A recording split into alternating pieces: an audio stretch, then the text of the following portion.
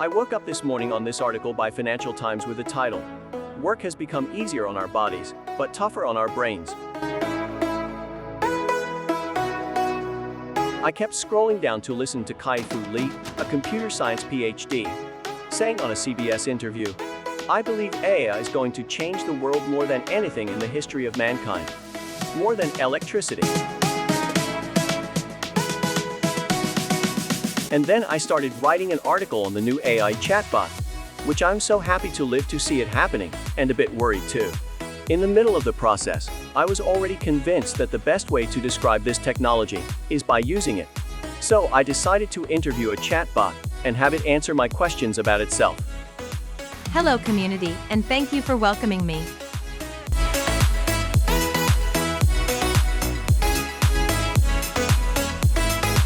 So let's start by introducing OpenAI. Sure. OpenAI is an artificial intelligence research organization that was founded in 2015 by tech heavyweights Elon Musk, Sam Altman, and Greg Brockman. OpenAI offers accessibility to all. One of the most exciting projects from OpenAI is GPT-3, a natural language processing model that uses deep learning to generate human-like text. It is one of the largest NLP models ever created, with 175 billion parameters.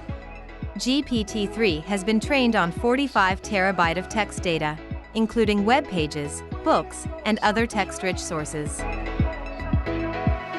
Multiple tech blogs describe ChatGPT as a new AI chatbot that can answer questions and write essays.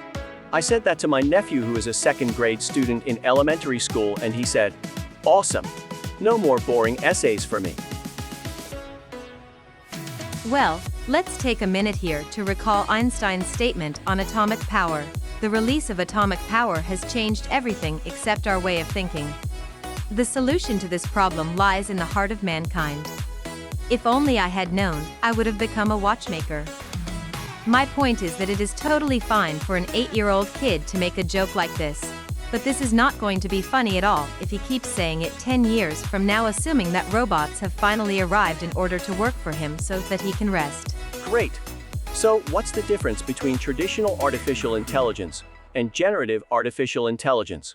For a wide range of applications, including determining which TikTok video to show you next, fraud and spam detection, and estimating the time of arrival for your package, machines may evaluate a set of data and look for patterns. This is traditional or analytical AI, and it is about classifying, organizing, and reasoning data. Machines were previously only capable of doing analysis and repetitive cognitive tasks, giving them no potential to compete with humans in creative work. However, machines are just now beginning to excel in producing in a creative manner, and this is generative AI, where the machine creates new data instead of analyzing existing data. Generative AI has the potential to generate trillions of dollars worth of economic value, because it can boost employee productivity and creativity by at least 10%. And how about the cost of running ChatGPT? Is it true that currently, it is estimated that OpenAI is spending at least $100,000 per day, or $3 million per month on running costs? Well, I'm afraid that this information is not accurate. It is difficult to accurately estimate the cost of running ChatGPT or any other large language model, as it would depend on a number of factors, including the hardware and infrastructure used to host the model, the amount of data processed, and the length and complexity of the conversations.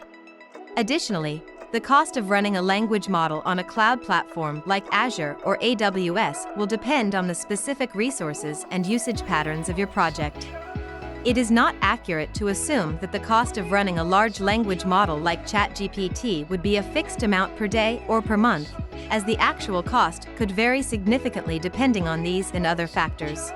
One of the most frequently asked questions these days is, will my profession go extinct? Well, if you think that AI can substitute you, then you may as well go home. We won't be needing your services anymore. I'm just kidding. AI is not here to take over people's jobs, but to help them with all the things they won't have to deal with anymore. It is up to you, though, whether you want to retire or not. Just keep in mind that, with the invaluable assistance of chatbots, you could go through the most fascinating career evolution you have ever imagined and become an extremely upgraded version of your professional self.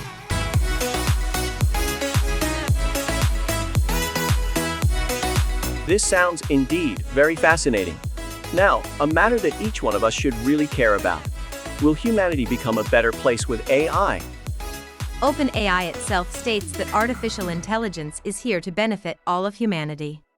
Will poverty be eliminated? Will wars stop happening? Will we be able to eradicate all diseases and viruses? Scientific fields like neuroscience and biology have been flourishing with AI by their side. AI can be used to detect abnormalities in brain scans, which can be used to diagnose certain diseases or conditions. By using natural language processing, GPT Chat can generate models of neural networks that accurately simulate how the brain works. Finally, AI and GPT Chat can definitely be used to diagnose conditions such as Alzheimer's disease, Parkinson's disease, or epilepsy more accurately and quickly, allowing for faster treatment. OpenAI's intentions might be the best, but AI is still directed by human beings. This technology is meant to benefit all of humanity and be used in ethical and responsible ways. However, with the advancement of AI comes the potential for it to be used for malicious reasons. AI can be extremely dangerous if not handled properly. Thank you from the depths of my heart for this great and detailed introduction. Tech insiders have been buzzing about GPT Chat and OpenAI project, because it has the potential to revolutionize the way artificial intelligence is used. Overall, the use of GPT and other language models has the potential to greatly improve the efficiency and accuracy of communication and information processing, leading to a wide range of positive effects in technology and society. Thanks so much for having me, and looking forward to saying more about the wonderful journey of this technology next time. Until then, I wish health and joy to all and happy all and goodness. I was just kidding again. Stay well. You know what's the best part here though?